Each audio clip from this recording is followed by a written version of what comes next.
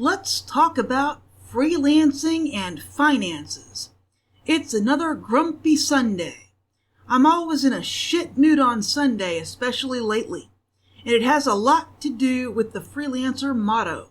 Keep your bills low, you never know how much you're going to earn in a month. And by this point lately, I've usually spent 2 days hunting for work with 0 results. There's no work. However, if you did things right, you might be okay. But let me just say, when we say keep your bills low, we mean low. There's no $1,200, $1,400, $2,500 a month mortgage or rent payment. We mean like no more than $500 a month. Do you really need that car, especially now? They're $800 a month.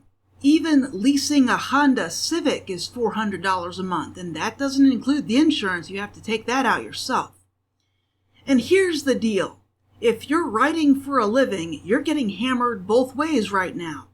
Your income has plummeted, and everyone under the sun is trying to get their hands on the money you don't have. Your rent or mortgage has probably increased, unless you have a 30-year fixed mortgage. Your income has been decimated by the companies trying to save a dime and having inexperienced people generate AI content.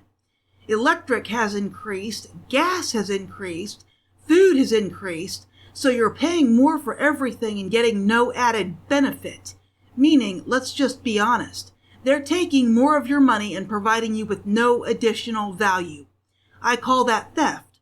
So we're all paying more money for the same shit. I don't know about you, but I wasn't happy with that shit before, so I'm really not happy with it now.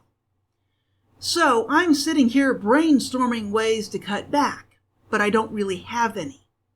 I don't have a gym membership. I'm selling my car. I've canceled the insurance. Prior to that, it was already at state minimum. I live in a rundown piece of shit. There isn't any place cheaper. I canceled the subscription that keeps my social media feeds running.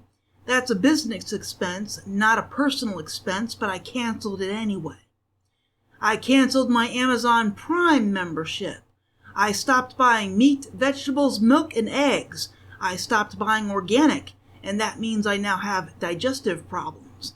My stomach and intestines don't like chemical-laden shit, but it is what it is. I stopped buying soda. I still buy coffee. I don't eat out.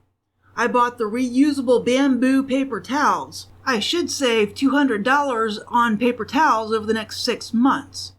I stopped all grocery delivery services. This means I can only get what's here locally, and I live semi-rural.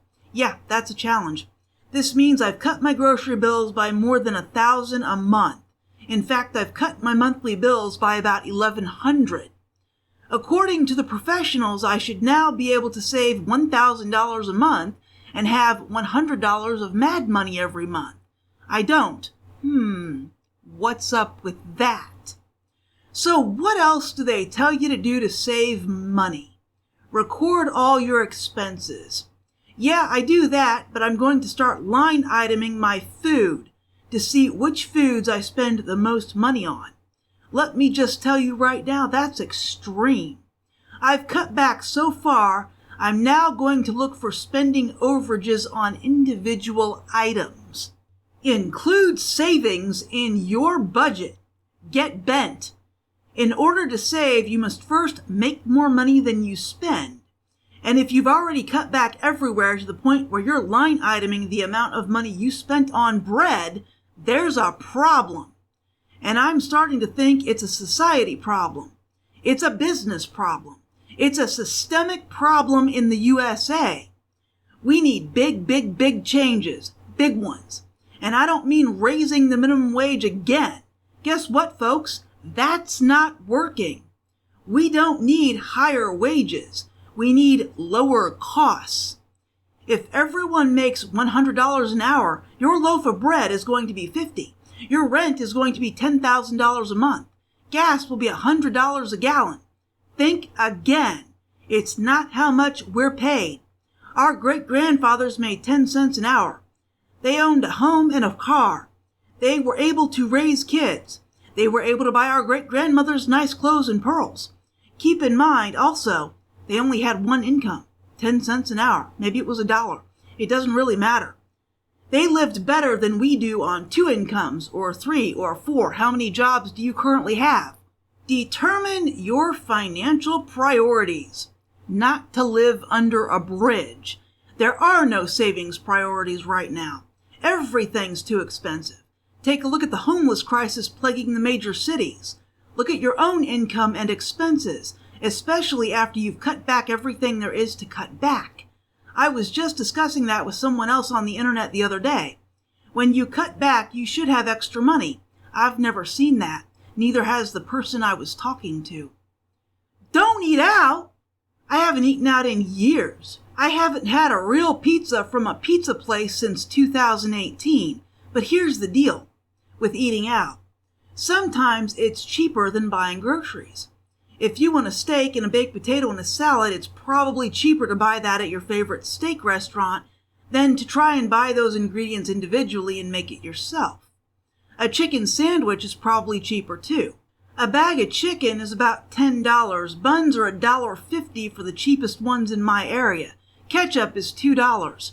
If you want lettuce, tomato, and mayonnaise, you're looking at another $15 to $20. So making a chicken sandwich at home is going to cost you $33.50. Now, you get more than one chicken sandwich for that. You'll get about 8, assuming there's at least 8 breaded chicken breasts in the bag. That makes a sandwich about $4.19. A Wendy's chicken sandwich is $7.36 according to DoorDash. More expensive than one chicken sandwich you'll eat at home, but $20 cheaper than buying all the ingredients, not including the fees, taxes, and tips. Wait before you buy. Wait before you buy what? Underwear, socks, shirts? Because that's where we're at. Yep, we now have to discuss whether we're going to spend $20 on socks and underwear. Luckily, I don't have anyone I need to impress with my socks and underwear, so they can wait. The rest of the advice is just asinine, talking about the right investment tools to buy. Dude, I don't think any advisor wants to invest the 50 cents I found in the couch this month. That's how bad it is, and it's not an income problem. We're all making more money than we ever have as a society. It's a payment problem. It's a cost problem. We're getting soaked for basics. I even went so far the other day to try and find a location in the U.S. that didn't have property taxes. I haven't been in school in years.